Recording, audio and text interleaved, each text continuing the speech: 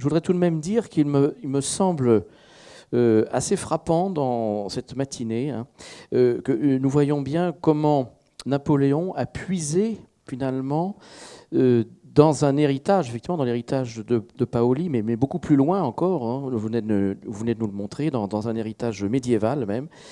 Il a puisé des éléments constitutifs de quoi ? Moi, c'est ma question après vous avoir entendu.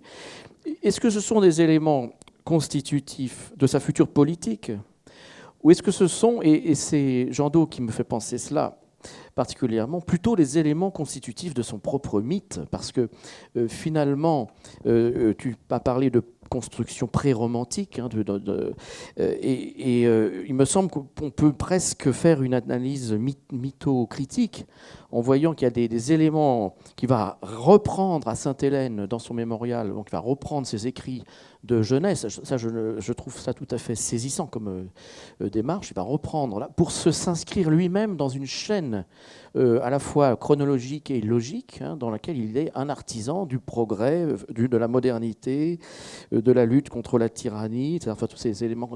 Donc, je suis vraiment très, très frappé de cela, et je voudrais bien savoir ce que l'historien Michel Verger-Franceschi pense de cette lecture, et ce que Napoléon a vraiment déjà, à travers l'ère du temps de cette fin de XVIIIe siècle, hein, qui portait évidemment un certain nombre d'éléments, est-ce qu'il a déjà forgé une image, hein, qui va être la sienne, et qu'il va développer jusqu'à la fin, finalement, jusqu'à la légende, jusqu'à la construction de sa propre légende. Parler un petit peu du Moyen-Âge devant Jean-André Cancelliere, c'est très très difficile, donc je crois que je vais lui céder la parole dans une seconde.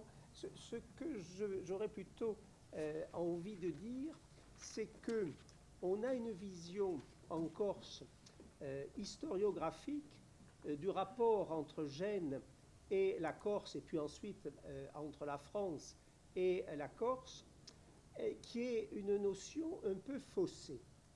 Un peu faussée parce qu'on dit, pendant tout le long Moyen-Âge, etc., Gênes nous considère de telle façon et nous traite mal parce qu'on est corse. C'est-à-dire c'est un petit peu une vision d'un rapport colon-colonisé parce qu'on est une île. Or, j'aime beaucoup faire des comparaisons internationales parce qu'on ne peut que comparer. Quand vous regardez Richelieu, que j'aime beaucoup, que je citais tout à l'heure, vous le voyez faire décapiter Saint-Mars, vous le voyez faire décapiter le comte de Chalais, vous le voyez faire décapiter l'amiral de France, duc de Montmorency, son cousin Montmorency d'Anville. Ils sont français et Richelieu aussi.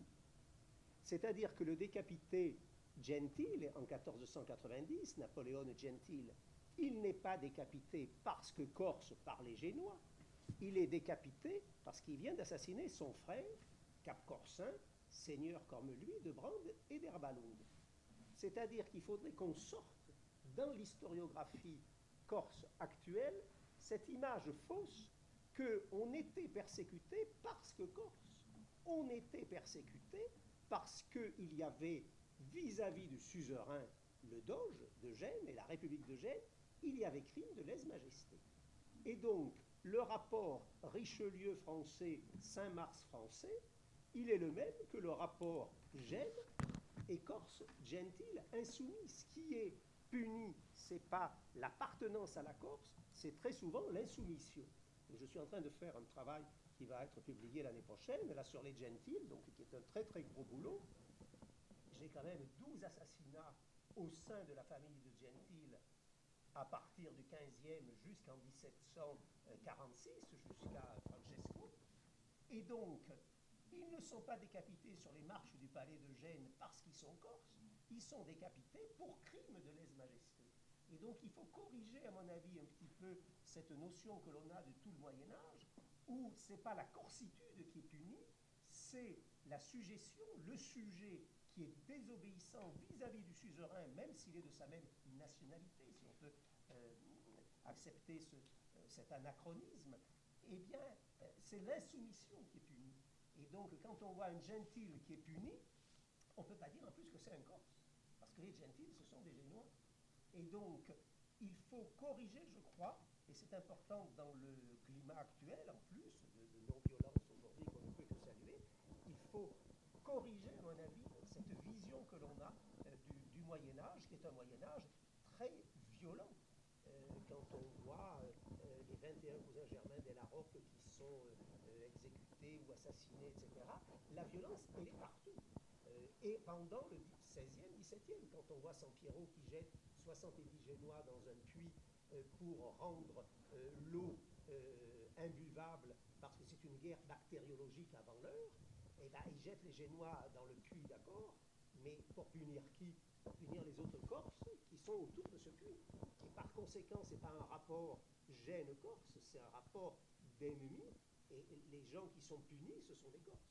Donc il faut faire très attention, je crois, à cette opposition. Mais comme Jean-André est là, je crois que Oui. lui, Si tu veux bien, je vais reprendre mon rôle de, mon rôle de président de séance. Oui, donc je trouve cette intervention très, très importante. Elle ne répond pas exactement à la question que je posais sur le fait que Napoléon aurait, enfin c'est une hypothèse que je soumets, aurait construit en quelque sorte des éléments de sa propre légende en puisant dès ses écrits de jeunesse, dans cet héritage de la Révolution corse. Je pense que c'est quelque chose qui peut-être mériterait qu'on y réfléchisse. Je donne la parole, comme promis, à la salle. Est-ce qu'il y a des interventions? Est-ce que tu pourrais passer le micro, s'il te plaît?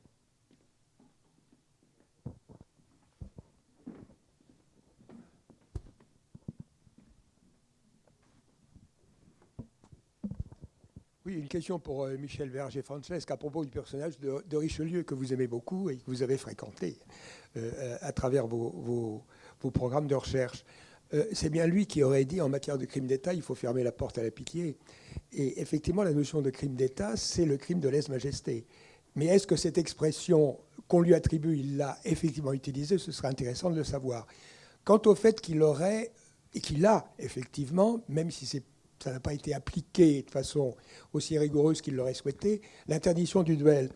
C'est parce que la pratique généralisée du duel, à cette époque, décimait littéralement la noblesse française, qui était la clé de voûte du système politique et du régime. Est-ce que c'est pas ça la vraie raison, au fond, plutôt que d'autres justifications qu'on a pu trouver pour expliquer la chose? Je voudrais qu'on prenne plusieurs questions, et bien sûr, mes collègues répondront, parce que sinon on risque de manquer de temps pour en entendre d'autres. Et on va prendre 2 ou 3 questions, et ensuite les orateurs répondront, bien sûr, comme ils le souhaitent. Juste un mot pour Michel Ferrara. J'ai trouvé, on pourrait trouver des allusions extrêmement implicites, enfin même pas des allusions, des références peut-être inconscientes dans le rapport de Bonaparte à l'histoire médiévale de la Corse avec la culture populaire de la Corse. On peut se demander si, justement à propos d'Arrigo Belmécer, ce qu'il dit ou ce qu'il ne dit pas plutôt est tout de même le reflet d'un savoir populaire. Lui, ajaccien, savait ce qu'on disait dans le pays ajaccien du meurtre des enfants d'Arrigo Belmécer près d'Ajaccio. Et donc, je trouve ces textes à propos des heures médiévales émouvants, comme laissant non pas apparaître, mais transparaître ce rapport affectif de Bonaparte et de Napoléon avec la Corse, dont il parle dans le mémorial ou ailleurs, de manière allusive toujours, et de manière particulièrement allusive dans ses passages sur le Moyen-Âge. Merci. S'il y a une autre question, on peut en prendre 3, et puis ensuite on va répondre.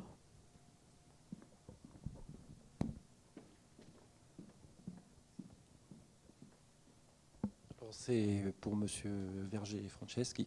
Comme il est spécialiste de l'histoire de la marine et que Gaspard Monge, fondateur de l'école polytechnique, a été ministre de la marine après 92, Monge était proche de Napoléon. J'aurais voulu savoir s'il y avait un lien Monge-Paoli.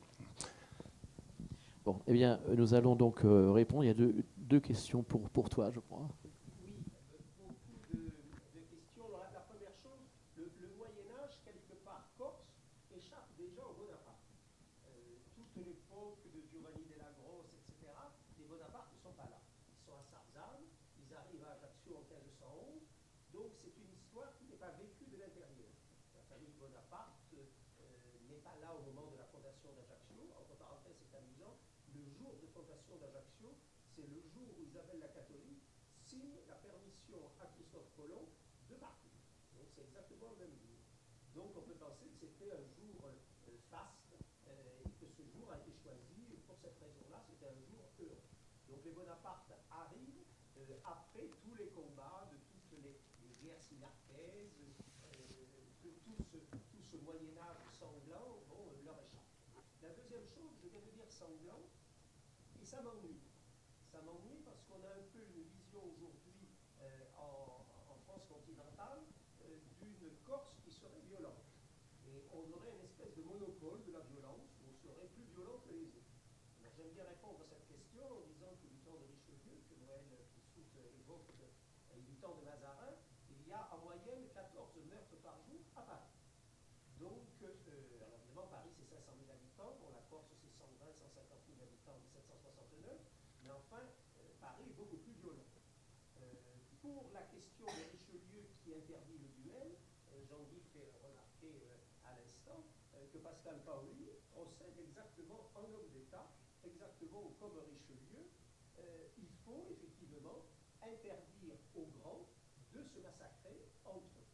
Et donc, la Corse est loin d'avoir le monopole de la violence, parce qu'on n'a jamais eu 4000 morts d'un coup, comme au Louvre, au moment de la Saint-Barthélemy en 1572. On aurait décimé l'île. Donc, il faut quand même relativiser ce que l'on dit. Et donc, je suis toujours très choqué d'entendre ce genre de choses. On n'a pas de Saint-Barthélemy, on n'a pas des centaines et des centaines de morts en 1793 ou en 1572, ce genre de choses. Donc, il faut là aussi faire de l'histoire comparative. En ce qui concerne Monge, je n'ai pas de lien particulier entre Monge, qui devient ministre de la Marine, Paoli et Napoléon. Ce qui est certain, c'est que Napoléon, comme son frère Jérôme, avait envisagé à un moment d'être un des rares Corses officiers de marine. Et donc c'est Laetitia qui est allée le voir à Courtin et qui a bien fait d'ailleurs de lui dire vous avez tort mon cher fils, parce que si vous choisissez la mer par rapport à une carrière militaire sur terre, vous aurez deux ennemis au lieu d'un, le feu, donc le canon bien entendu, et l'eau. Alors que si vous choisissez que la terre, vous échappez à l'eau. Donc c'était une très très bonne idée. Gaspard Monge, pour qui fonde Polytechnique, il a une carrière à l'origine d'inspecteur des gardes de la marine, qui était une école qui correspond tout à fait aux idées de Napoléon et qui correspond tout à fait aux idées de Paoli, c'est-à-dire une école de méritocratie. On entrait dans la marine, et ça aussi c'est quelque chose que j'aime beaucoup dire, qui était le seul corps d'Ancien Régime sans aucune vénalité des offices. C'est-à-dire que cette aristocratie que rejette Paoli, en particulier, il en veut beaucoup aux matras en 57, qui ne sont pas plus nobles que les autres, qui ne sont pas de familles plus anciennes que les autres.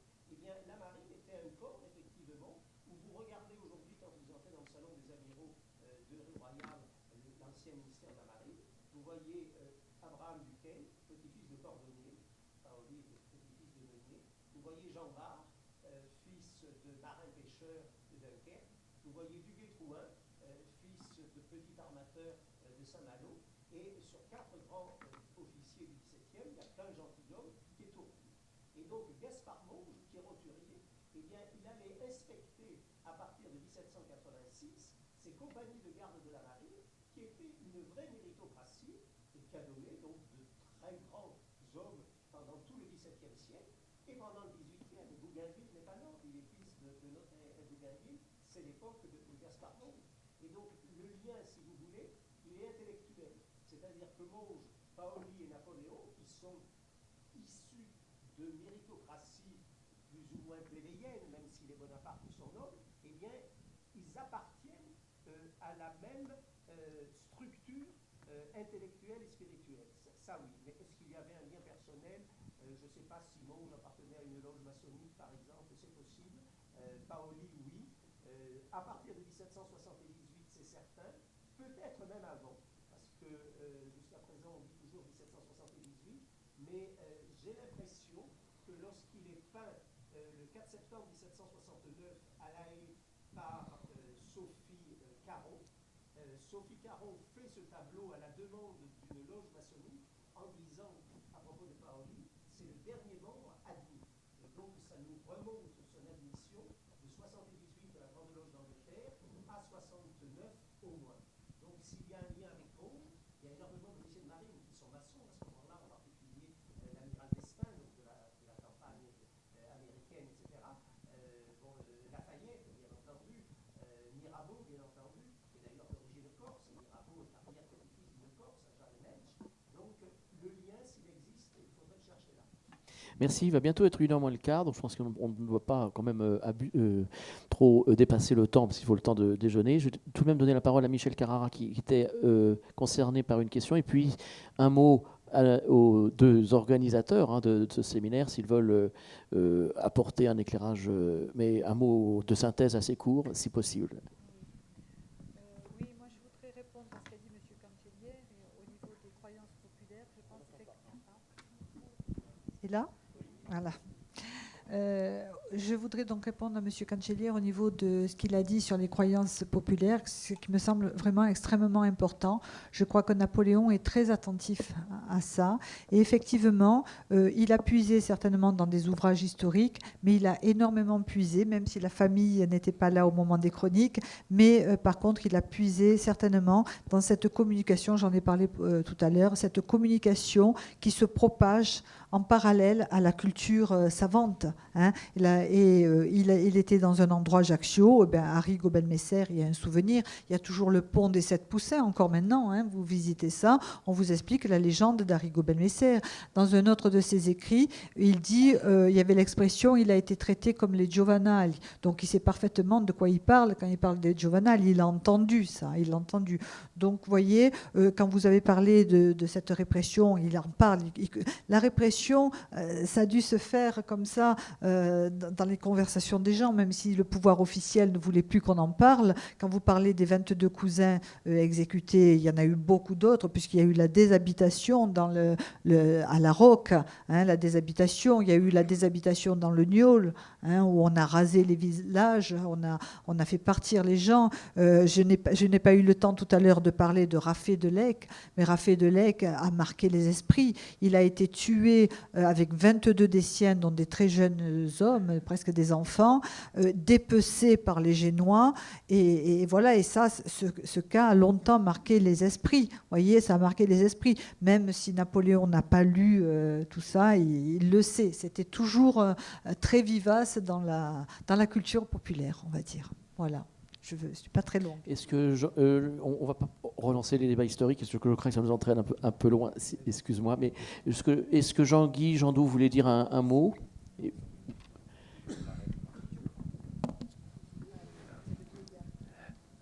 Oui, alors non, c'est simplement pour dire qu'il y a quand même une grande cohérence, même si bon, c'est toujours difficile à prévoir quand on fait les programmes. Mais enfin, ce matin, il y a une grande cohérence dans les différentes interventions.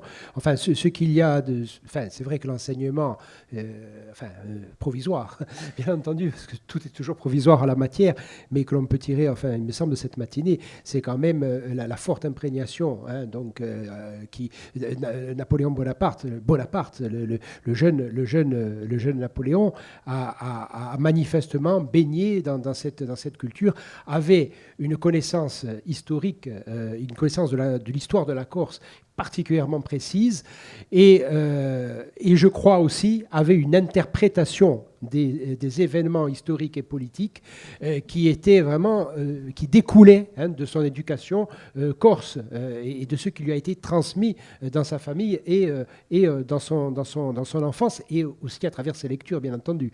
Donc vraiment, ça me paraît véritablement impossible que tout cela n'ait pas eu de conséquences sur son action politique, sur sa pensée politique et son action politique. Bon, c'est vrai qu'après, il y a des éléments qui sont, je dirais, patents, hein, comme par exemple, je ne sais pas moi, comment ne pas imaginer que, par exemple, sa politique juive n'ait pas, à un moment donné, pris en compte la politique juive de Pascal Paoli, par exemple. Hein, bon, parce que c'était quand même quelque chose qui, à l'époque, n'allait pas de soi. C'était extrêmement novateur. Bon, sur la question de l'éducation aussi, le fait de mettre l'éducation au centre de l'action politique, c'est quand même quelque chose qui, à mon sens, lui vient du paolisme. Parce que lorsque par exemple, il y a à l'époque où Paoli donc, fait son éducation, hein, une polémique entre Rousseau et Genovese sur finalement les mérites des arts et des sciences, hein, à travers le discours de Rousseau, hein, sur les arts et les sciences, disant que ces derniers corrompent l'homme, et que Genovese lui répond à travers un texte qui s'appelle Lettres académiques sur le point de savoir si les ignorants sont plus heureux que les savants. Donc c'est-à-dire qu'il prend le contre-pied radicalement, hein, sur un mode ironique et d'une ironie particulièrement mordante, prend le contre-pied de ce qu'écrit Rousseau pour dire que non, l'éducation, c'est ce qui est la condition sine qua non de l'émancipation individuelle et collective. Donc on voit bien que Paoli, bien sûr, a été dans la pratique, hein, vraiment le disciple de Genovese sur ce point, et Paoli, réorganisateur de l'université, comme l'a écrit Jean-Olivier Boudon, donc dans un article assez récent. Boudon rattachait cela à la lecture de Montesquieu, en disant oui, mais il sait que l'éducation peut insuffler le patriotisme. Enfin, je crois que avant même d'avoir lu Montesquieu, je pense qu'il le savait, ne serait-ce que par Paoli et par la philosophie qui a, à un moment donné, inspiré la création de notre université. Hein. Donc voilà, enfin, je veux dire, il y aurait des tas de points que l'on pourrait mettre où on pourrait mettre en évidence donc, des similitudes dans la manière de penser et d'agir. Merci beaucoup, je crois que c'est une belle conclusion à laquelle je me rallie. D'ailleurs, l'éducation fera partie d'une autre session du séminaire, je crois, en janvier. Eh bien, je vous remercie. Bon, j'en doute, tu n'as pas de regrets. Alors, je vous remercie. D'abord, je remercie mes collègues d'ici qui ont prononcé ces communications, et je vous remercie de votre attention. Merci beaucoup. Nous allons donc reprendre avec un petit retard dont je suis en partie responsable, excusez-moi. Donc je vais donner la parole tout de suite à Didier Rey sur Napoléon et son temps à travers la philatélie, donc un sujet qui paraît tout à fait passionnant. Merci. Je ne sais pas si ça marche. Oui, c'est bon. Bien, écoutez, merci. D'abord, je tenais à m'excuser de ne pas avoir été là ce matin, mais des impératifs.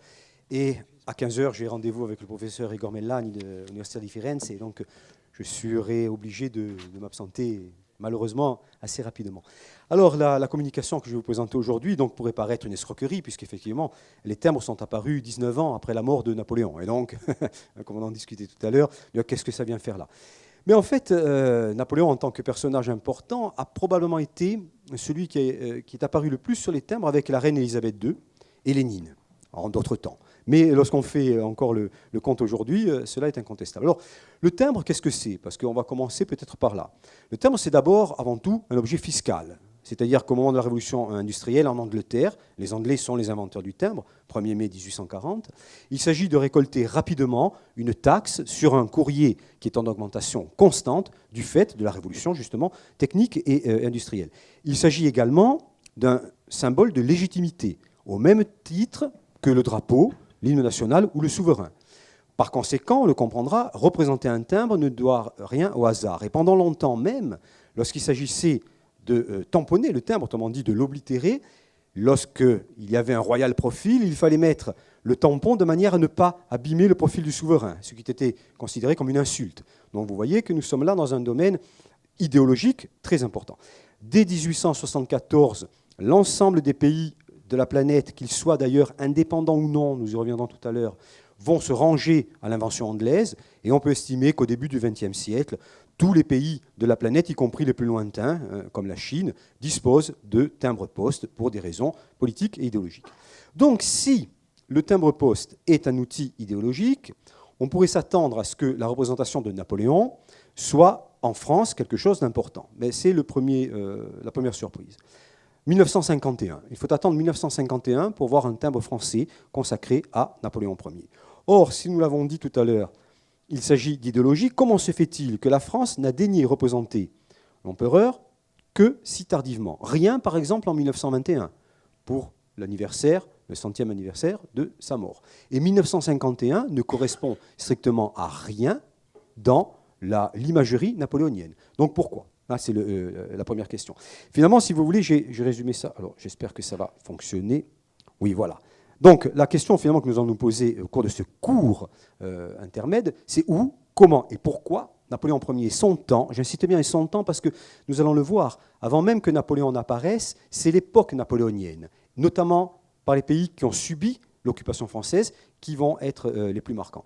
Sont-ils utilisés sur les timbres-poste? Alors, je vous propose pour cela de faire finalement 3 parties classiques. Partout, en tout lieu, mais pas pour les mêmes raisons. Ensuite, le personnage de Napoléon, une thématique sans surprise, sauf en France, point d'interrogation. Nous allons voir qu'il y a un problème français de la représentation napoléonienne sur les timbres. Et nous terminerons par héritage et récupération en tout genre, c'est-à-dire comment finalement on a pu se servir du personnage ou de l'époque. Alors, le corpus en lui-même, j'ai consulté environ 1 million de timbres de tous les pays de la planète, mais je tiens bien à le préciser, c'est un début d'étude, c'est-à-dire que pour que l'étude soit complète, il faudrait également déborder sur les oblitérations, les cachets, qui ont eux aussi une histoire et un intérêt.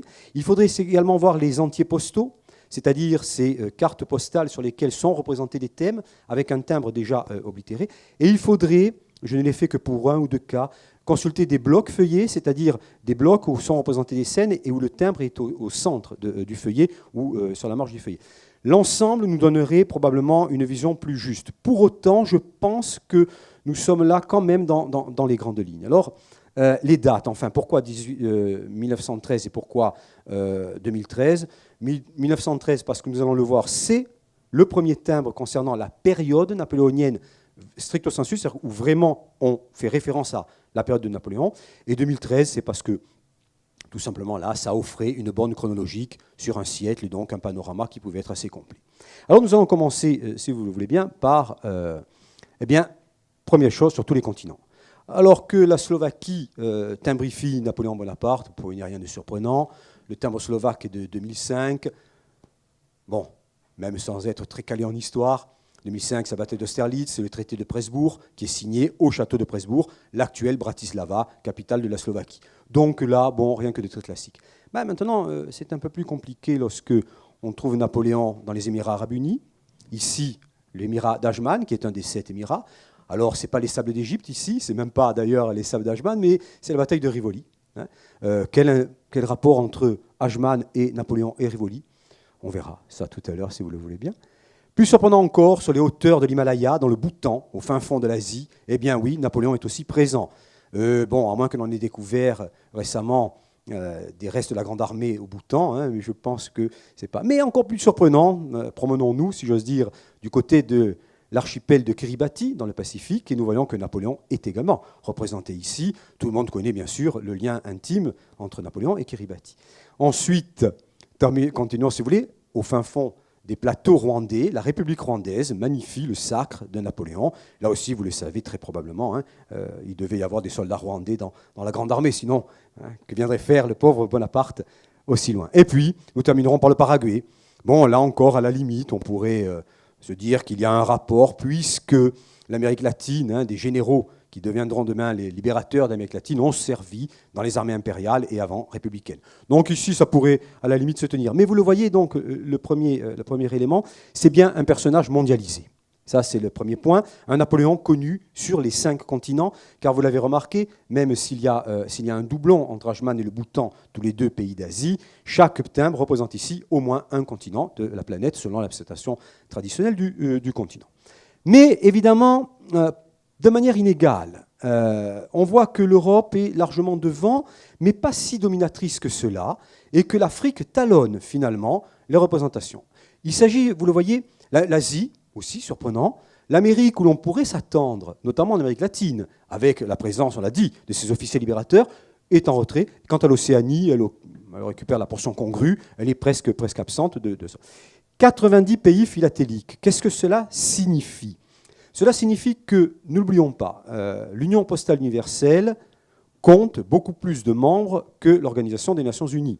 Car au même titre que le CIO ou que la Fédération internationale de football association, l'UPU, l'Union postale universelle, accepte les pays non indépendants, mais dotés d'un statut particulier, émetteurs de timbres. Je pense par exemple à l'île de Pitcairn, dans le Pacifique, possession britannique. On pensera bien évidemment à Saint-Pierre-et-Miquelon, et on pourrait penser aussi aux îles Féroé, indépendance du Danemark. Donc il s'agit, vous l'avez bien compris ici, de pays philatéliques, et non de pays reconnu internationalement par l'ONU. C'est une différence qui a son importance. Donc, de manière inégale, représentation de l'Afrique quand même assez importante. Or, le rôle de Napoléon en Afrique, si l'on accepte l'Égypte, la campagne d'Égypte, il est quasiment nul. Encore plus surprenant peut-être, pas en même temps, ni pour la même chose. Alors, j'ai ici découpé en 4 périodes le temps que j'avais retenu. La première partie correspond à l'apparition du premier timbre jusqu'à la veille de la commémoration du bicentenaire de la naissance de Napoléon, dont les premiers timbres sont émis un an avant le bicentenaire, c'est-à-dire sont émis en 1968. Surprise, le pays qui représente le plus Napoléon ou son temps, j'insiste bien là-dessus, c'est l'Union soviétique. Le continent qui en représente le plus, c'est l'Europe, et on le voit, l'Europe occupe 85%, donc largement au-dessus de la moyenne générale sur le millier de timbres que j'ai consultés. 68-78, ce que j'ai appelé le centenaire élargi ou les centenaires élargis, 1969, bicentenaire de la naissance, 1971, bien évidemment, 150e anniversaire de la mort. Émirats arabes unis, qui émettent alors, non pas sous le terme EAU, Émirats arabes unis, mais sous les 7 Émirats différents. L'Afrique domine, c'est-à-dire que si c'est l'Asie qui met le premier pays, c'est l'Afrique qui est le continent dominateur, mais vous le voyez, malgré tout, en retrait. Ce qui veut dire que la période 68-78 est celle d'une très importante production philatélique sur le personnage de Napoléon. Les 2 derniers, Cuba et la Russie. Cuba dans une période morne, la fin de la guerre froide, le durcissement puis la fin de la guerre froide. Cuba, on essaiera de voir pourquoi tout à l'heure, le retour de l'Europe, et puis aujourd'hui, là, la Russie, largement dominatrice. Ce qui est encore peut-être un peu plus intéressant, toujours au niveau de la description, c'est par continent, quels sont les pays qui ont les premiers représenté un thème ayant rapport à l'empereur. Et là, alors, il y a vraiment 2 périodes qui s'individualisent très nettement. La première, vous le voyez, 13 les Pays-Bas, centenaire de la libération, 1813-1913. 1946, Haïti, François Capois-Lamort, qui est un des héros de l'indépendance haïtienne contre les Français. Donc la première partie, déjà sans anticiper sur ce que nous expliquerons tout à l'heure, vous l'avez compris, c'est un personnage de Napoléon antipathique, repoussoir, finalement. Par contre, ensuite, Aden, le Niger et la Nouvelle-Calédonie, Bonaparte franchissant les Alpes, une série au Niger, Jaffa, les fameux pestiférés, le Sacre, la campagne de France de 1814, donc y compris la défaite, et puis la Nouvelle-Calédonie, à l'époque bien sûr beaucoup plus liée politiquement à la France, le Sacre de Napoléon Ier. Donc on le voit, tous les continents ont bien représenté l'empereur, mais à des périodes bien différentes et visiblement pour des raisons qui le sont tout autant. Alors, le premier timbre finalement, eh bien sur Napoléon, le voici, c'est un timbre bulgare de 1947. Personnage donc, la première fois où Napoléon va apparaître en tant que tel, après la période, c'est cela. Un personnage, donc, pour son rôle, cet acteur, pour son rôle, oui, 1947, c'est bien cela. Surprise, oh surprise, ce n'est pas un timbre français, ce n'est même pas un timbre sur la guerre, sur le génie, sur n'importe quoi, c'est le cinéma. Le cinéma. Alors, pourquoi, je dirais, ces éléments-là? Eh bien, intéressons donc justement maintenant, si vous voulez, à cette seconde partie. J'essaierai de faire un peu plus court pour laisser la place après à la discussion qui me semble peut-être plus intéressante. Le personnage de Napoléon, une thématique sans surprise. Ici, donc, je me suis concentré sur 358 sujets, compris donc sur les 1000 timbres, sur 90 pays philatéliques. Qu'est-ce qui ressort? Eh bien voilà, incontestablement, c'est bien l'empereur, le général Bonaparte, qui ressort de tout cela. Pratiquement la moitié des timbres qui sont représentés représentent Napoléon au combat ou des batailles. Le législateur vient en second, puis l'homme, le sacre, la famille, on ne le voit pas très bien là, je suis désolé, la famille, 8%, bien sûr, et puis enfin la mort, l'exil, et puis divers. Alors divers, c'est un peu tout, c'est-à-dire finalement, sur divers, on a Napoléon jouant aux échecs, Napoléon, je ne sais plus trop quoi, rencontrant des femmes, enfin bon, un peu tout et n'importe quoi. Vous l'avez compris, oui, on voit Napoléon avec des enfants, bon, enfin bref, des choses qui n'ont pas grand intérêt ici. Alors, première surprise, qu'est-ce qui est le plus représenté? Le voici. Une fois que vous avez fait le bilan, ce n'est pas Austerlitz, ce n'est pas Wagram, ce n'est même pas la campagne de Russie, c'est Napoléon franchissant les Alpes. Et comme on le voit, encore une fois, tous les continents pratiquement sont représentés, et l'île de Sainte-Hélène elle-même se plaît à représenter l'empereur, enfin le général Bonaparte, pardon, comme disait Hudson Law, hein, le général Bonaparte, et non pas l'empereur, de cette manière-là, bien sûr. Alors, pourquoi? Comment tout cela? Mais en fait, si vous voulez, on peut le faire maintenant, et on va résumer. Oui, on va le résumer là. Pourquoi tous ces timbres? Et pourquoi les Émirats arabes unis? En fait, c'est très simple. Ça ne tient en rien à la politique. Et ça, c'est la première surprise. La représentation philatélique de Napoléon n'a rien à voir avec des objectifs politiques. Je dis de Napoléon, pas de son temps. De son temps, c'est autre chose, nous le verrons tout à l'heure. C'est que tout simplement, au cours des 30 Glorieuses, le monde de la philatélie se rajeunit considérablement en Europe occidentale et aux États-Unis, par l'accession, d'abord, bien sûr, je dirais, aux loisirs de nombreux catégories sociales, par l'augmentation du niveau de vie, et par conséquent, par la facilité avec laquelle on peut acquérir des timbres. Du coup, certains pays, pour y gagner une sorte d'audience, mais tout simplement pour gagner un peu d'argent, nous y reviendrons tout à l'heure, eh bien, vont représenter Napoléon. C'est tout simplement un bon business, point final. Et c'est pour ça que des pays aussi divers que l'île de la Grenade dans les Antilles, que la République de Haute-Volta, l'actuel Burkina Faso, ou que le royaume du Yémen, aujourd'hui réunifié Yémen du Nord à l'époque, eh bien, vont représenter Napoléon. Quant à Sainte-Hélène, vous l'avez compris, il s'agit de faire entrer un peu d'argent dans les caisses de cette petite île où finalement pas grand monde s'arrête, et qui ne dispose pas, vous le savez, avant longtemps, qui ne disposera pas avant longtemps de liaisons aériennes. Encore même aujourd'hui, c'est très difficile, et dont les revenus sont disons, très, très, très limités, bien sûr. Alors, le pays qui pose problème, finalement, c'est la France. Parce que 1951, pour représenter Napoléon, c'est tard. Le second timbre sur lequel est représenté Napoléon, on va le voir, donc on va les mettre, les deux premiers, parce qu'en parler sans les voir n'a pas grand intérêt. Le premier, c'est celui que vous avez vu tout à l'heure. Le voici. Quant au second, vous aurez reconnu la remise de la Légion d'honneur au camp de Boulogne. Donc ce n'est pas tellement Napoléon qui est représenté ici. C'est avant tout le législateur, c'est avant tout une de ces fameuses masses de granit. C'est donc avant tout le fonctionnement de la France moderne qui est là.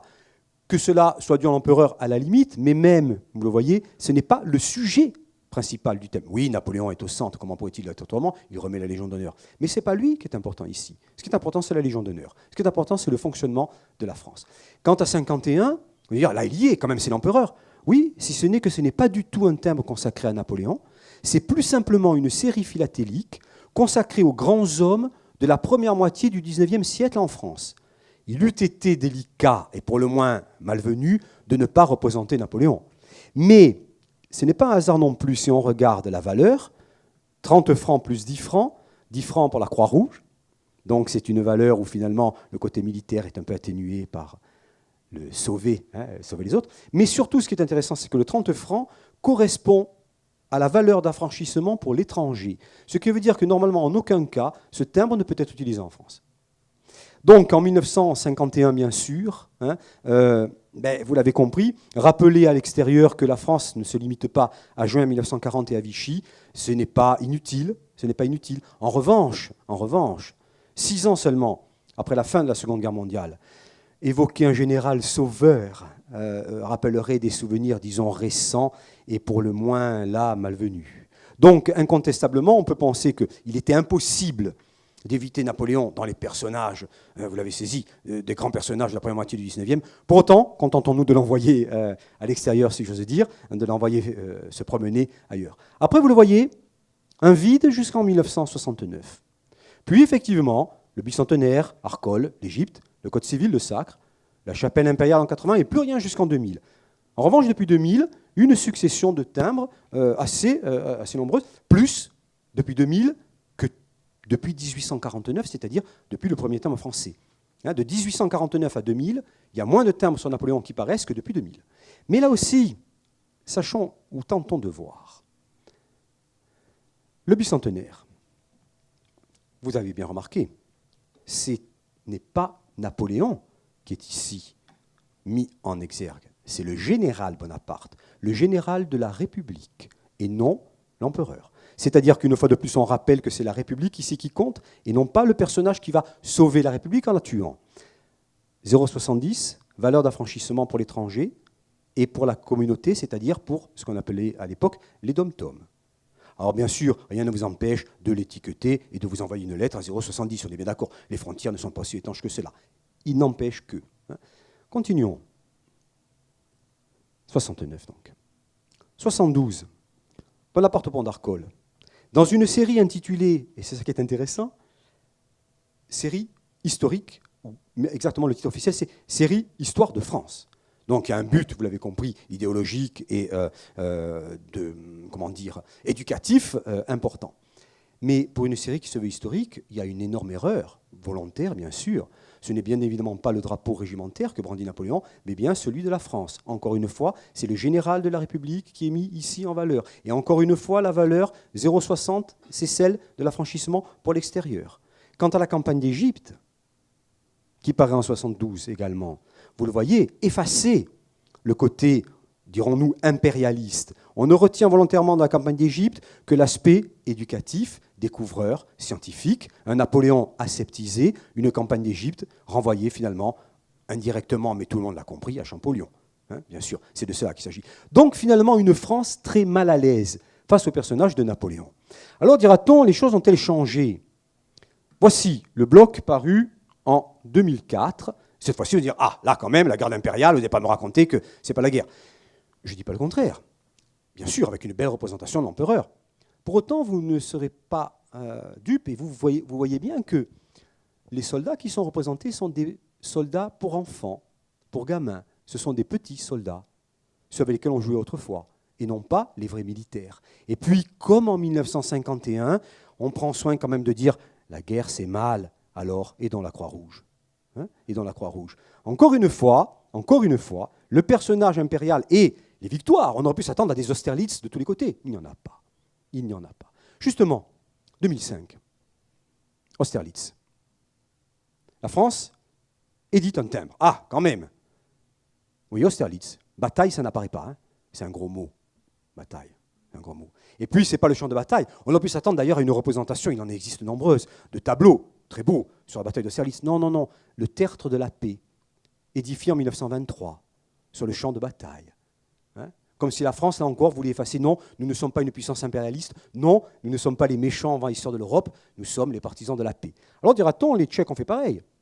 Oui, ils ont fait le même timbre, avec non, il n'y a pas bataille non plus. Il y a marqué Svakov, c'est-à-dire le nom de la bataille d'Austerlitz en tchèque. Mais les Tchèques n'ont pas fait que ça. Ils ont fait également cela, bataille d'Austerlitz et les canons. C'est-à-dire la guerre, oui, la guerre, c'est la guerre. Et puis ils ont fait même mieux que cela. Ils ont fait la représentation fameuse de Louis-François le Jeune, le fameux tableau sur la bataille d'Austerlitz. Un bloc feuillé, c'est cela un bloc feuillé, n'est-ce pas? Comme je vous l'ai dit, je n'ai pas analysé beaucoup de blocs feuillés, mais celui-ci sautait véritablement aux yeux sans jeu de mots. On voit donc véritablement un souci, un problème avec ces représentations impériales. Aucune représentation de bataille gagnée par Napoléon, hormis celle d'Arcole de tout à l'heure, dont nous avons vu toute l'ambiguïté, et le côté passablement falsificateur. Alors, continuons pour expliquer ce que nous avons énoncé tout à l'heure, c'est-à-dire les représentations. 68-69. République islamique de Mauritanie, les 500, le fameux Napoléon Bonaparte et 500, le coup d'État. La remise de la Légion d'honneur, en Haute-Volta. La République gabonaise, Napoléon et les enfants. Le Niger, la campagne de France. Quel rapport? Bien, tout simplement l'héritage colonial. C'est-à-dire que là, encore une fois, il ne s'agit pas de politique au sens du personnage de Napoléon, mais Napoléon s'efface devant l'héritage de ce qu'on appelait, jusqu'aux années 1960, les grandes séries coloniales. C'est-à-dire, les territoires français, qui étaient des colonies, émettaient des timbres. Bien évidemment, le choix des timbres était fait à Paris, vous vous en doutez bien. Et chaque territoire colonial émettait un timbre avec la même représentation pour chaque territoire, mais d'une couleur et d'une valeur différente.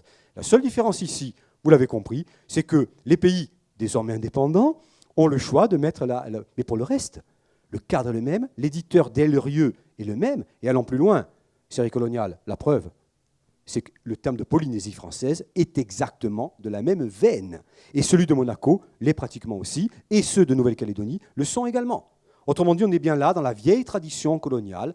D'ailleurs, je vous rappelle que jusqu'en 1993, il était possible, auprès de la Poste française, de se procurer l'ensemble des productions philatéliques des anciens pays qui avaient constitué l'AEF et l'AOF. D'accord ? Donc il y avait bien là ce vieux lien colonial lié, qui est représenté là par la philatélie. C'est édité en France par un éditeur français, selon le même modèle. Mais bon, les Mauritaniens ont pu choisir le coup d'État du 18 Brumaire. Donc c'est déjà ça. C'est déjà ça, me direz-vous. Alors il y a aussi, pour le reste, pour continuer ce qu'on a entamé tout à l'heure, bon, vous avez compris l'analogie de philatélie de boutiquier, puisque Napoléon disait que l'Angleterre était une nation de boutiquiers. C'est ce que je vous avais dit exactement pour Dubaï, 70, et Manama, qui est un des Émirats arabes unis. Il s'agit tout simplement de faire de l'argent. Point. Ça s'arrête là. C'est la même chose pour les Comores, où Napoléon, désormais, vous le voyez, il y a bien sûr franchi les Alpes dans le Concorde, ce qui est quand même pas mal. Le must est aujourd'hui atteint par des pays qu'on appelle les PMA, les pays les moins avancés, qui, pour les mêmes raisons que ceux des années 70, tout simplement vendent, dans ce qu'on appelle la philatélie thématique, des timbres qui peuvent être achetés, pas pour leur grande valeur de reproduction, mais tout simplement pour le personnage qu'ils représentent. Ici, on a le must. L'élection présidentielle, République de Guinée, il y a quand même, là c'est pas mal, il y a Louis XVI, Hollande, Sarko et bien évidemment, Bonaparte franchissant les Alpes, sans quoi on n'aurait pas été au top. 2012 pour cela. Enfin, des pays qui n'existent que qui n'existent que dans l'imagination. Non, parce que c'est des pays qui existent, mais qui ne sont reconnus par personne. Ici, vous le voyez, l'Abkhazie de 1997, Napoléon jouant aux échecs, grande valeur, un terme de mauvaise qualité en plus. Les territoires eux-mêmes qui sont contestés, dans le statut international est contesté, trouvent dans cette philatélie, encore une façon de faire de l'argent. Point final, vous voyez qu'on est bien loin de toute, je dirais, représentation idéologique. Napoléon, le Concorde, la Révolution, il y en a des pires, mais bon, j'ai mis ce qui était, disons, à peu près... Alors regardez, même Sainte-Hélène aujourd'hui fait du Napoléon à tour de bras. Au début, c'était Napoléon puni, le bougre. Ah, maintenant tu pleures, c'est trop tard, il fallait y penser avant. Mais ça, c'était il y a 40 ans, en 71. Maintenant, en 2001, c'est Napoléon qui danse à Sainte-Hélène. Et puis, cas unique, je pense, mais il faut vérifier, je m'engage peut-être un peu trop, mais ce bloc feuillet de 2007 qui réunit les Napoléonides. Je pense qu'il y a très peu de pays au monde qui aient représenté les trois, Napoléon, le 1, le 2 et le 3, sur un bloc feuillet. Et c'est Sainte-Hélène qui le fait. Enfin, le moindre petit événement, le rachat d'une maison où Napoléon a passé une semaine à Sainte-Hélène, fait l'objet d'un bloc en 2009, business is business. Napoléon est devenu tout simplement un bon vendeur pour Sainte-Hélène, comme quoi, finalement, c'était une belle affaire. Alors, maintenant, rentrons un peu plus en politique. Oui, les résistants, les héros, les libérateurs. Nous avions évoqué tout à l'heure, effectivement, parce que c'est le dernier point, récupération et héritage en tout genre. Récupération et héritage. Bon, Guillaume Ier, 1813-1913, la libération des Pays-Bas, des Français, très classique. François Capot-la-Mort, on l'a dit, avec un des épisodes fameux de la bataille de Vertrières, où son cheval est tué sous lui, victoire remportée sur les Français. Bon, rien du classique. Restons dans le classique pour l'instant. Andreas Hofer, les Tyroliens, la résistance populaire, rien que des traits classiques. On aurait pu représenter, il n'a pas été parce qu'il est gênant encore aujourd'hui, mais on aurait pu faire la même chose avec Naples et Fra Diavolo. Mais bon, c'était plus gênant bien sûr. Le héros antinapoléonien par excellence, Lord Nelson et le Victory. Vous voyez, ce n'est pas inintéressant. La première fois où Lord Nelson est représenté sur un timbre britannique, c'est 1982, c'est celui-là. Donc vous voyez, Nelson aussi a attendu longtemps avant d'être... Bon, depuis, il y en a probablement autant que des Napoléons. Très classique aussi, mais déjà un peu plus intéressant, le maréchal Souvorov, celui qui franchit les Alpes, ne l'oublions pas, au Saint-Gothard, lui aussi a franchi les Alpes avec l'armée russe. Mais là, ce qui est intéressant, c'est que vous le voyez, ce timbre a fait l'objet, ce général a fait l'objet d'une représentation aussi bien à l'époque soviétique, le timbre de 1950, que sous la Russie de Poutine, enfin de Yeltsin et de Poutine. Car ici, ce qui est mis en valeur sont deux choses. C'est d'abord la permanence du nationalisme russe, je dis bien russe et non pas soviétique, qui est ici exploité. 1950, on est au cœur de la guerre froide, n'oubliez pas. Et c'est aussi rappelé par ce timbre de la campagne de Souvorov en Suisse, à Zurich notamment, que l'ennemi est à l'ouest, hier comme aujourd'hui. Il y a donc là, oui, pour cette fois-ci, une récupération politique réelle. Mais allons plus loin, parce qu'on serait encore quand même dans dans l'impression. Ceci dit, oui, le tableau, j'avais noté son nom, je suis désolé, j'ai toujours un peu de papier devant, mais ça ne sert pas à grand-chose. Où c'est qu'il est ? Je vais noter le nom. Oui, Vassili Surikov. Voilà. Le timbre de gauche, c'est le timbre un peintre de Vassili Surikov qui a l'énorme avantage d'avoir été le représentant des grandes scènes de bataille russes. Il est mort dans les années 30. Et aussi d'avoir représenté les gens du peuple. Donc, pour le régime soviétique qui, en même temps, joue sur le nationalisme russe, c'est le tableau idéal, bien évidemment. Mais beaucoup plus intéressant, à mon avis. Enfin, là, intéressant, ça l'est, mais on va passer vite parce que c'est du classique. Oui, l'Espagne. Bon, le trait des maillots, bon, le tableau de Goya, la résistance, bien évidemment, et très intéressant aussi, vous le voyez, le 125e anniversaire de la Constitution de 1812, ou comment la monarchie espagnole d'aujourd'hui récupère l'héritage de celle d'hier, c'est-à-dire c'est bien la Constitution qui lie la monarchie au peuple, et rien d'autre. On dit c'est la démocratie, c'est ça le message, même si 1812, ce n'est pas tout à fait ça, vous l'avez compris. Mais voyez ce tableau qui peut être réinterprété, évidemment, à l'aune de 87, le peuple, la Constitution, le souverain, et le lien entre les deux, entre le peuple et le souverain, c'est bien la Constitution. Bon, on aura compris de quoi il s'agit. Non, ce qui m'intéresse peut-être, c'est la République démocratique allemande. Oula, là, on ne rigole plus. Oui, parce que là, nous avons vraiment une exploitation politique, alors non pas du personnage de Napoléon, mais de la résistance à Napoléon, de ce que j'appellerais donc Napoléon et son temps. N'oubliez pas, Deutsche Demokratische Republik. Bon, je parle allemand comme une vache espagnole, mais... et vous savez qu'on reprochait à la République démocratique allemande d'être justement une Deutsche, une démocratique, une république. Ni allemande, ni démocratique, ni républicaine. Autrement dit, d'être un simple rejeton de l'Union soviétique. Il s'agissait donc de lutter idéologiquement, y compris par le timbre-poste, contre cette propagande bourgeoise. Et pour cela, vous le voyez, on va représenter en 1953 une série des patriotes allemands. Le patriotisme, je vous le rappelle, qui est quand même, si l'on se réfère un peu au marxisme, une construction bourgeoise, fait partie des superstructures. Bon, bref, c'est pas ce qu'il y a de mieux dans le socialisme réel, dont se prétendait être la RDA. Mais vous voyez quels sont les personnages qui ont choisi quand même. Ferdinand von Schill, qui a tenté de soulever en 1809 l'armée prussienne contre Napoléon, et qui a échoué, et qui a perdu la vie, et le maréchal Blücher. Soudain joyeux, il dit Grouchy, c'était Blücher. Bien. Eh bien, c'est pas rien. Blücher, jusque-là, le symbole même du militarisme prussien, donc nazi, devient en 1953. Oui, mais 1953, n'oubliez pas, pour la RDA, c'est une année compliquée. C'est la mort de Staline, la déstabilisation du régime, et c'est les révoltes ouvrières de Berlin-Est, écrasées dans le sang. Il faut donner du régime une image qui soit patriotique et allemande. Allemande. L'autre, et parce que ça ne se fait pas qu'en 1953, ça se fait 10 ans plus tard, dans une grande série qui s'appelle, vous voyez, les combats pour la liberté, la lutte de libération nationale même, c'est ça que ça veut dire, le titre en allemand, 1813. Là, le timbre est historiquement irréprochable. Ce sont les Cosaques à Berlin avec les patriotes allemands. Rien à dire, c'est vrai, ça a été le cas en 1813. Bon, mais vous l'avez compris, de quoi parle-t-on ici en réalité? On parle bien du fait que la liberté vient de l'Est, parce que 63, ça fait 20, je sais bien compter, 20 ans après la bataille de Stalingrad, bien évidemment, vous l'avez compris, c'est Stalingrad qui est autant fêté que la lutte de libération nationale. C'est l'Union soviétique qui libère l'Allemagne, autant que ces gens de 1813. Et vous l'avez compris là également, c'est rappeler que les Allemands qui ont combattu du bon côté ont toujours existé, et que le danger ici, encore une fois et toujours, vient de l'Ouest, bien sûr, et que la liberté, elle vient de l'Est. Et peu avant de mourir, la RDA, d'ailleurs, vous le voyez, a synthétisé tout cela. Résistance, libération, frères d'armes. C'est ce que veut dire le mot ici. Je me suis fait traduire, parce que bien sûr, je ne suis pas du tout ni germaniste ni germanophone. Frères d'armes, du frère d'armes aux camarades, il n'y a qu'un pas. Et c'est bien, à la fois ici qui est fêté, vous le voyez, la bataille de la victoire française, la victoire contre les Français à Dönowitz en 1813, que, vous le voyez en bas, le 70e anniversaire de la grande révolution communiste socialiste d'octobre.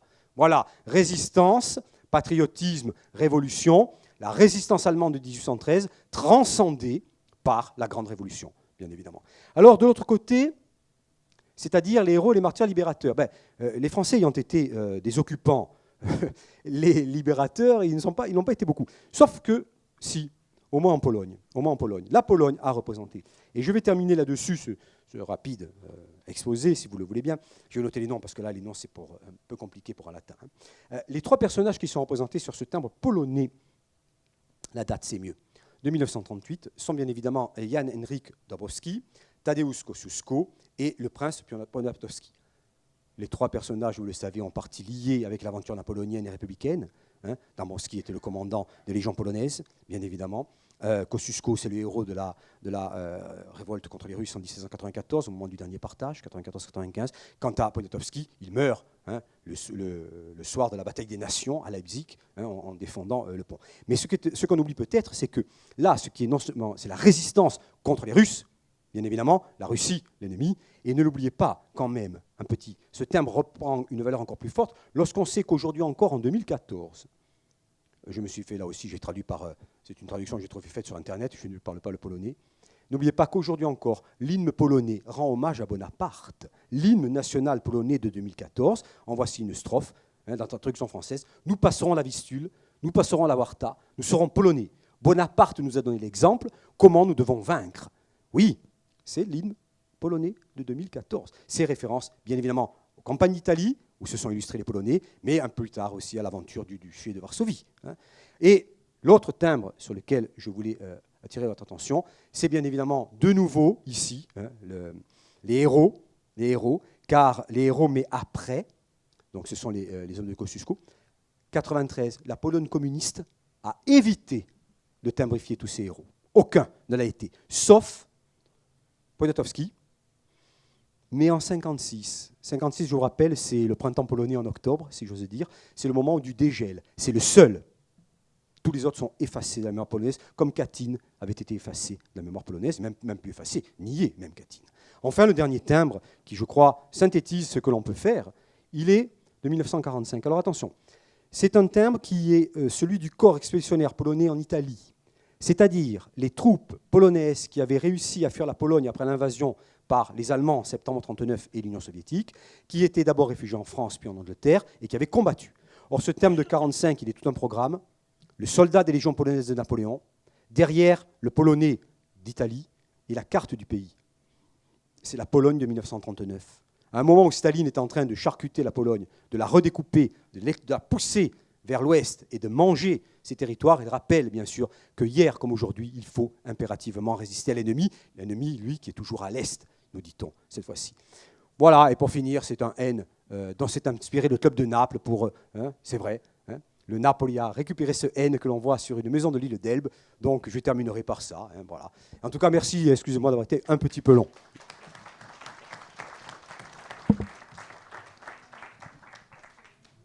Merci Didier pour ce très très bel exposé, inédit, novateur, auquel on ne s'attendait pas du tout.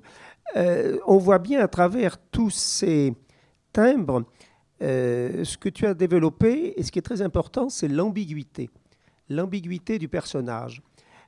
Tous les timbres que l'on vient de voir, et je pense qu'ils ont beaucoup intéressé les étudiants qui malheureusement sont obligés de repartir en cours, c'est ce qui existe jusqu'à aujourd'hui, c'est-à-dire les grandes créations de Napoléon, la Légion d'honneur, puisqu'on voit 2 timbres français qui sont dédiés à la Légion d'honneur, ce qui n'est pas une innovation en soi. On a parlé ce matin de la continuité entre Pascal Paoli et Napoléon. Tous ces grands personnages qui se veulent chefs d'État et qui le sont, qui se veulent avec des pouvoirs régaliens, créent une décoration. Continuité, Louis XIV, ce que l'on appelle le cordon rouge, et la Légion d'honneur est toujours rouge, l'ordre royal et militaire de Saint-Louis, 1694. Théodore de Neuhoff, l'ordre de la délivrance. Napoléon, la Légion d'honneur. Donc une continuité historique, à la fois française, Théodore de Neuhoff avec des origines westphaliennes, allemandes, etc., la Diète, et Napoléon, la Légion d'honneur. Autre chose, la Banque de France, que l'on voit aussi bien représentée sur les timbres. Et là, on a parlé ce matin de modernité, on a parlé de modernité de Paoli, modernité de Napoléon. Banque de France, 1800-1804, 200 ans de retard sur l'Europe. Banque d'Amsterdam, 1609. Banque d'Angleterre, 1694. Et donc, il faut attendre Napoléon pour avoir une banque centrale. Énorme modernité du personnage. Et là aussi, la filiation TR, la monnaie, Théodore Rex, la monnaie, Pascal Paoli, la frappe de Murato, et la Banque de France. Et donc là aussi, un pouvoir régalien. Décoration, monnaie. Code civil qui est valorisé.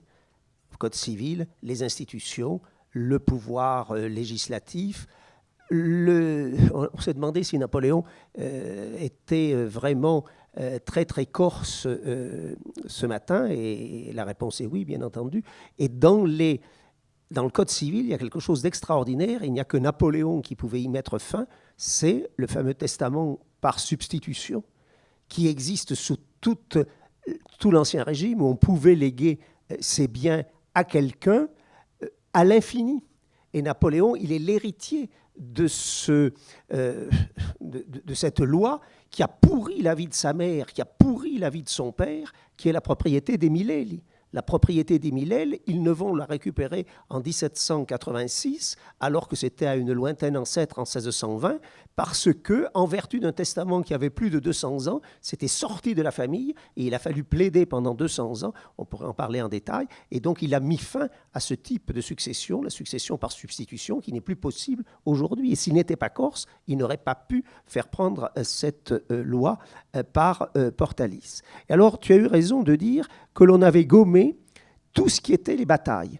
On voit Austerlitz, mais on ne voit pas bataille d'Austerlitz, etc. On ne parle pas de ce qui fâche.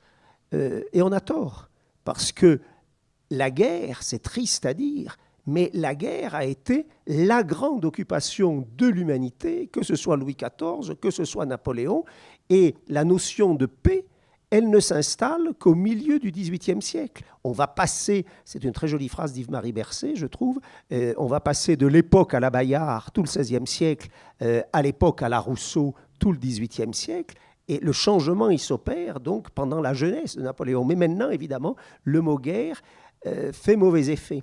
Et là aussi, je m'adresse aux étudiants, parce que vous avez raison de détester la guerre aujourd'hui, mais l'homme du XVIe, du XVIIe et du XVIIIe ne détestait pas la guerre comme nous. Parce que nous, on sort de 2 tragédies mondiales. Et donc on sort de la Shoah, on sort d'Hiroshima, on sort de tragédies. Alors qu'au XVIe siècle, du temps de Sampiero, on recherchait la guerre. C'était le seul moyen d'être anobli, c'était le seul moyen de faire du butin, c'était le seul moyen de s'enrichir. Et donc le mot guerre n'a pas du tout la même connotation depuis 1945 avec les tragédies qu'elle a entraînées qu'au XVIe ou au XVIIe siècle. Et donc on gomme aujourd'hui toute l'épopée de l'Arc de Triomphe, toutes les rues qui sont autour de l'Étoile, etc. Alors il y a une erreur quand même dans Napoléon, lorsqu'il dit « nation de boutiquiers ». Ça, il n'y a qu'un Corse qui pouvait le dire aussi. Nation de boutiquiers, parce que c'est le mépris vis-à-vis du génois, c'est le mépris vis-à-vis de l'argent. Et s'il n'avait pas été corse, il n'aurait pas dit nation de boutiquiers, parce que ce n'est pas vrai que la France est une nation de boutiquiers. C'est un pays de paysans.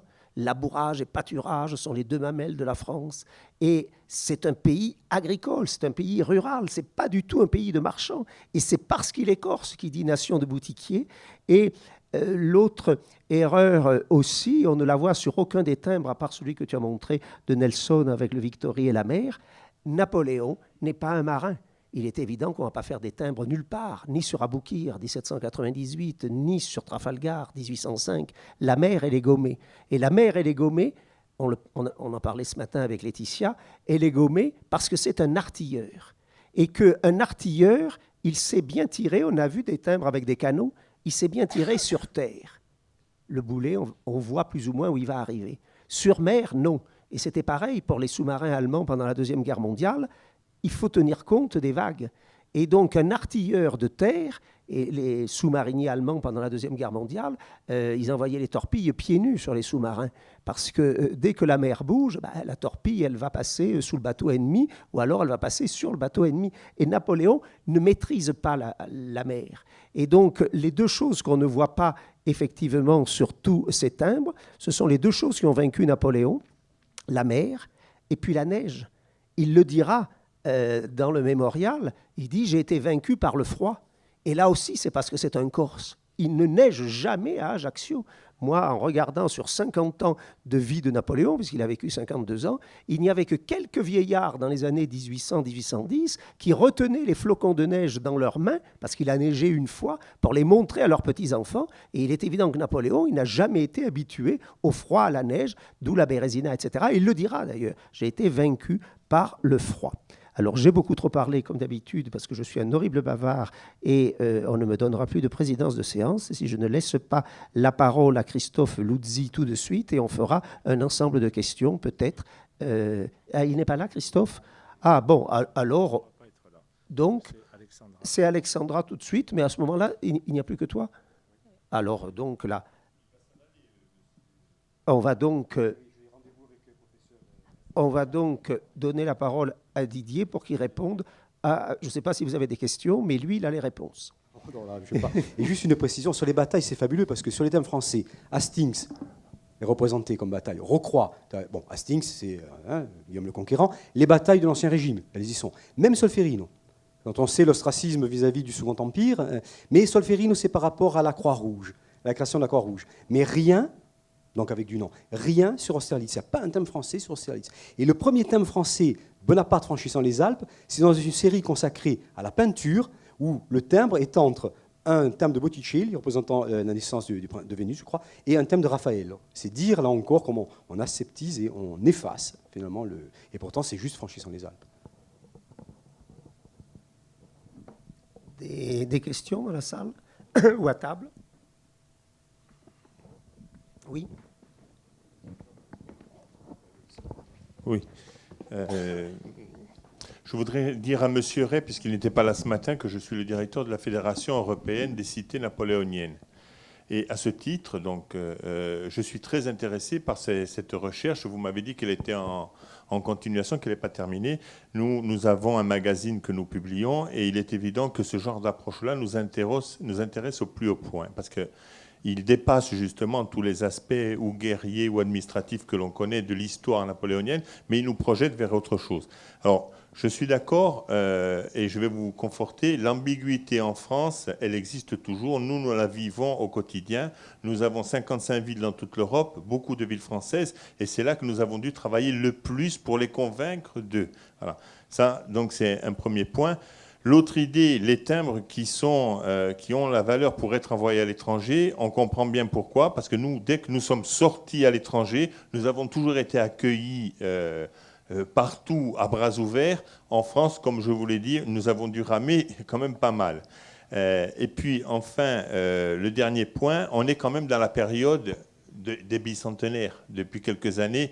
En gros, il va y avoir un premier arrêt avec Waterloo l'année prochaine, et puis il y aura d'autres bicentenaires ensuite. Mais pour nous, ça a été quand même, c'est pas un hasard si la fédération, elle s'est créée en 2003, même en retard donc, et qu'elle continue. Et le principe, c'était de faire connaître l'histoire, la période napoléonienne comme facteur de construction de l'Europe aux populations des villes, mais aussi essayer de se projeter dans l'avenir.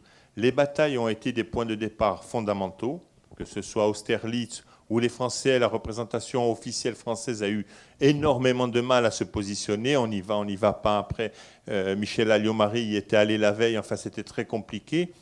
Parce que justement, il y a toujours cette ambiguïté, est-ce qu'on accepte ou est-ce qu'on n'accepte pas? Mais les Français eux-mêmes, quand on les voit à l'étranger, et y compris des représentants de l'État, quand on les voit à l'étranger, pas plus tard que la semaine dernière, j'étais à Bakou pour le Forum international du Conseil de l'Europe, et on a parlé de ces thèmes-là, ils revendiquent Napoléon quand ils sont à l'étranger. Alors moi, je leur réponds, oui, Napoléon est français, sans aucun doute, mais son histoire n'est pas que française. Et c'est un peu ce que nous avons comme point fort, c'est que ça couvre toute l'Europe et on couvre tous les points de vue. On a l'Espagne, Jean-Dominique et Jean-Guy étaient à notre Assemblée Générale, on a une forte présence de l'Espagne où il était un ennemi, mais les effets induits que vous avez présentés par les timbres, ils les doivent quand même à Napoléon. Et donc nous, on ne dit pas, on n'est pas là en conquérant, par contre on prend ces effets-là. Sur les timbres qui sont liés à la représentation de Napoléon et son temps, il y a deux choses différentes. L'Union soviétique, mais y compris la Russie, il est évident qu'en Russie, ce sont les guerres patriotiques. Donc nous étions en 2012 pour la commémoration des grandes batailles de Borodino et tout, et nous avons rencontré le président Poutine en première personne parce que, justement, ils revendiquaient. Alors, ils ont quand même une vision qui n'est pas... comme pourraient l'avoir certaines fois les Français. Bon, Borodino, c'est une victoire française. Les Russes disent que c'est une victoire russe. Bon, Napoléon est quand même rentré à Moscou après. Mais ils ont fait une exposition à ce moment-là qui était quand même assez équilibrée, même les Russes. Donc, je trouve que c'est des approches intéressantes. Et à mon avis, ces approches-là, on les voit très bien au travers de ce genre d'études. Donc nous serions prêts à collaborer avec vous pour la continuation de cette étude et puis pour vous donner un peu d'espace dans notre magazine qui sort entre 1 et 2 fois par an. Hein. J'en ferai avoir à Jean-Dominique pour qu'il puisse en distribuer à tous les participants. Mais certainement, je vous félicite pour ce travail qui pour nous est très très intéressant. Excusez-moi, je n'ai pas posé de questions. Hein.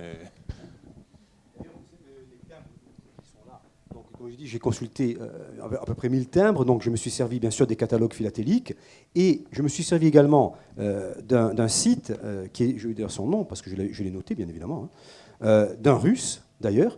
Alors sur ce site, vous trouvez tout ce qui a trait à Napoléon, mais vraiment au sens large, et son temps. C'est-à-dire que vous avez, par exemple, tous les timbres qui ont été faits sur Nelson.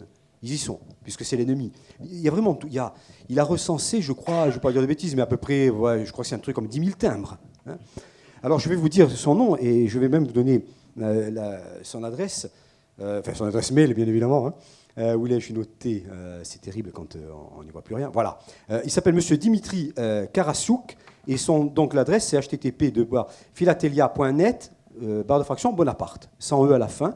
Et bon, alors il y a vraiment tout qui est recensé là. Hein, c'est-à-dire que même des choses qui, bon, n'ont pas. Oui, Napoléon et son temps, mais dans un sens très, très, très, très large. Mais c'est un site vraiment intéressant. Et il fait pour les personnages, bon après il y a, bien sûr on peut discuter sur les bios, mais pour les personnages et pour chaque personnage, pour chaque événement, il fait un petit texte. Voilà, c'est vraiment en anglais, hein, bien sûr en anglais. Mais c'est très très très très très bien fait, hein, très très bien fait. Autrement, je vous dis les catalogues philatéliques et les numéros du monde des philatélistes qui avaient été faits au moment du bicentenaire de 68-69. Voilà. En tout cas, merci pour votre invitation et. Oui, monsieur. Oui, merci.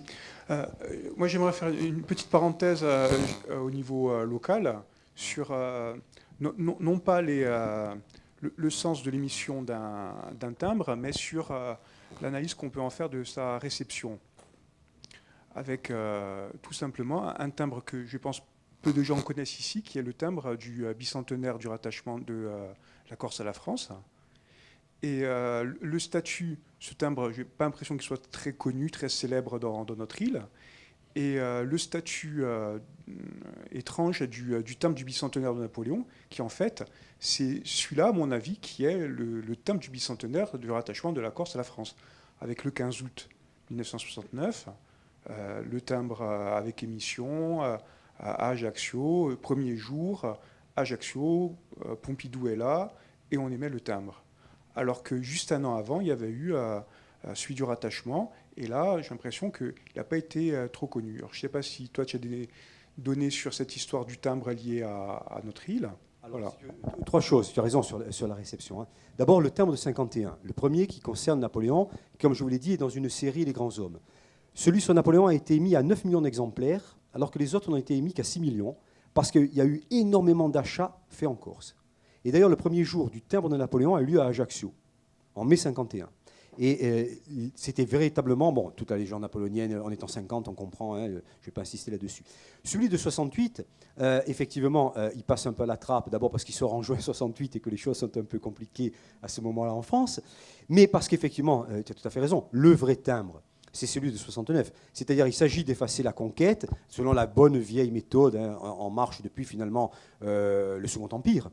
C'est-à-dire que la Corse est française par Napoléon, et Napoléon, c'est l'égalité. Voilà. Les Corses sont des Français à part entière par Napoléon. C'est ça. Et effectivement, celui de 68, il y a le premier jour aussi à Ajaccio, d'ailleurs, hein, avec l'enveloppe premier jour, le tampon et tout ce qu'on veut, mais son succès est relatif. Son succès est relatif. Il passe un peu... Bon, en même temps, c'est juin 68, hein, donc ceci pouvant en partie expliquer cela. Mais après, l'autre, oui, c'est vrai. Alors, il y a même, je ne l'ai pas emmené, mais qui me reste, parce que j'étais gamin, donc à Ajaccio, ce mois d'août 69. Donc il y a une carte qui représente Napoléon au pont d'Arcole, le fameux tableau de David, je crois bien. Et derrière, il y a le timbre donc, que je vous ai présenté, du bicentenaire, une petite vignette non postale, couleur des bonapartistes, c'est-à-dire le mauve, hein, avec un aigle. Et il y a marqué 1769-1969, et un cachet postal, mais qui n'est pas un cachet de la Poste, c'est un cachet donc visiblement de la mairie d'Ajaccio, avec année du 1969 en gros, année du bicentenaire. Bon, on l'a compris, Napoléon efface Ponténouve, c'était ça, hein, le vrai message de ce timbre, il est là. Et il est perçu aussi comme ça à ce moment-là, si ce n'est que, quelques semaines auparavant, à Ponténouve, pour la première fois depuis longtemps, a eu lieu une manifestation sur la bataille de Ponténouve. Donc on est aussi dans une période 69 qui, pour la Corse, est une période compliquée, hein, qui est celle également de l'effacement de De Gaulle, avec ce que le gaullisme a pu représenter en Corse, et l'arrivée de Pompidou, effectivement, je me rappelle Pompidou à Ajaccio, pour le discours sur la Corse française. C'est ça le message. Et tout à fait raison. Le thème de 68, d'ailleurs, je ne l'ai même pas représenté, on aurait pu à la limite, parce qu'il a un truc, mais il est effacé. Effectivement, c'est presque, je vais un peu exagérer, mais tu as raison, je pense que c'est presque un non-événement, le thème de 68. Tout à fait. Voilà. C'est ça, hein, c'est-à-dire... Ça passe. Mais le vrai timbre, oui, c'est 69. Et tu as vu, bien sûr, c'est le général de la République. Hein. Pas d'empereur. Pas question de généraux qui sauvent la France. Hein. On n'est plus en mai 40. Voilà. C'est ça. Hein. Enfin, juin 40 en l'occurrence, juillet même. C'est ça le vrai message. Hein. Et d'ailleurs, je pense qu'une partie du fait que Napoléon soit ostracisé dans sa partie militaire, ça tient aussi à ce souci. Ne parlons même pas du Second Empire. Le problème de la France avec le Second Empire, c'est une réalité. Pour les commémorations, pour là, ça n'existe pas. Je crois qu'il n'y a que Sainte-Hélène qui a dû représenter Napoléon III sur un timbre depuis la chute de l'Empire. Hein. Je crois qu'il n'y en a pas, d'autres, hein, vraiment. Oui. Non, simplement deux points. Sur le fait Napoléon efface Ponténouve, c'est vrai que pendant les années 20, c'est pas tout à fait l'état d'esprit, puisque lorsque on inaugure le monument de Ponténouve, il y a une forte délégation de la municipalité bonapartiste d'Ajaccio qui vient à la manifestation. Donc ça n'a pas toujours été, je dirais, cet état d'esprit n'a pas toujours prévalu, je voulais dire. Et s'agissant des commémorations d'il y a une dizaine d'années, effectivement, bon, il y a eu un cafouillage au plus haut niveau de responsabilité à Paris, et c'est ce qui a valu, et d'après ce que j'ai entendu, je n'ai pas encore lu le livre, mais Robert Colonnadis vient de publier un ouvrage sur ceux qui ont trahi Napoléon, et paraît-il, je n'ai pas lu l'ouvrage, mais on expliquait donc récemment sur RCFM qu'il y avait un index des traîtres, et dans cet index figure Jacques Chirac. Tu viens de dire un mot intéressant sur lequel on n'a pas rebondi ce matin pour la continuité. Tous les timbres, on a regardé la couleur, et tu as dit ce mot couleur qui est très très important. Et là aussi, vous regardez tous les portraits, les Valois, ensuite Louis XIV, etc. C'est toujours d'azur semé de fleurs de lys d'or pour les Valois, d'azur chargé de 3 fleurs de lys d'or pour les Bourbons. À partir de Napoléon, et vous l'avez vu sur tous les tableaux, c'est le rouge qui domine. Quand vous regardez le salon de Paoli à Corte, au Palazzo Nacional, c'est les fauteuils cramoisis. Quand vous regardez tous les portraits des doges de Gênes, la couleur de Gênes, c'est le rouge. Quand vous entrez à Fontainebleau dans la grande salle impériale, c'est ce rouge grenat. Donc on a un changement de couleur, et Napoléon a pris cette couleur, bon, avec l'abeille comme symbole, mais la couleur, c'est la couleur génoise. Et donc Napoléon a hérité de ce rouge. Quand vous regardez le dernier tableau, qui est peut-être posthume, de 1807-1810, de Pascal Paoli à Londres, il est assis sur ce grand fauteuil cramoisi à nouveau, et donc ça, c'est typique justement de cette continuité entre Gênes, Théodore de Neuhoff, le fauteuil rouge de Théodore de Neuhoff, au cramoisi de Paoli, et jusqu'au grenat de Fontainebleau. Et le bleu réapparaît avec les fleurs de lys, avec Louis XVIII, avec Charles X. Et donc sur tous les tableaux, vous avez vu pratiquement pas de bleu. C'est toujours le rouge qui domine sur tous ces timbres. Alors une chose que je dis aussi aux étudiants, et qui rejoint un petit peu ce que tu as dit, et puis après on donne la parole à Madame Albertine et tout de suite, on gomme. Tu as raison de dire on gomme tout ce qui fâche, l'armée, etc. Alors on ne l'a pas dit, mais je le dis parce qu'il y a quand même beaucoup d'étudiants. Souvent, quand on travaille sur Napoléon, les gens disent le mot de dictateur, d'ailleurs ce matin il a été prononcé une fois, et puis la comparaison terrible avec Hitler. Ça, c'est quelque chose que je ne supporte pas. Et comme on parle de Napoléon III, j'en profite pour le dire, souvent on dit la grande armée, 600 000 hommes, il n'en revient que 120 000 donc, de la Bérésina, il a tué beaucoup de monde, etc. Et donc, Napoléon, Hitler, enfin, on entend ce genre de langage de temps en temps. Il y a même des écrivains corses, il y a une vingtaine d'années, qui en faisaient état. Et on vient de parler de Napoléon III. Napoléon III, c'est le premier président de la République française en 1848. Et pourquoi il est élu? Il est élu en 1848 grâce au souvenir de son oncle. Et donc, la France a voté en masse pour Louis-Napoléon Bonaparte, parce que neveu de l'empereur. Donc, quand vous entendez ce genre de remarques, vous dites ce que je dis à mes étudiants, est-ce que quelqu'un qui, aujourd'hui, en Allemagne, dirait « je suis le neveu d'Adolf Hitler » aurait des chances de devenir chancelier? Je vous laisse la parole.